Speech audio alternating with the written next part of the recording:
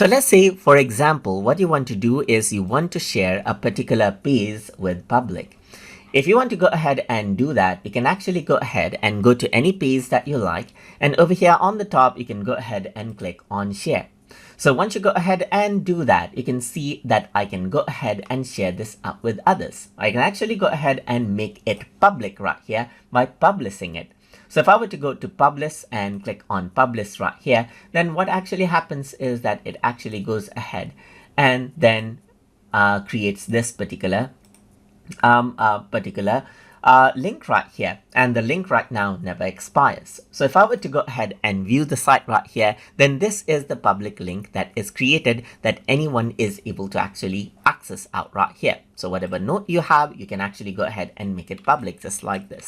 So to demonstrate it, let me just go around onto an incognito window right here. So if you were to share out your link with others, and then let's say, for example, others were to access that particular link, then you can see that this link is active with all of the contents.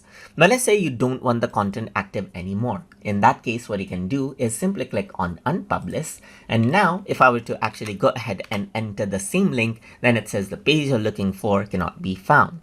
So this is what you have, as you can see, and that is how you can create a public share link by publishing the content from Notion. So I hope you guys learned something as always. And as always, please like, comment, share, and subscribe.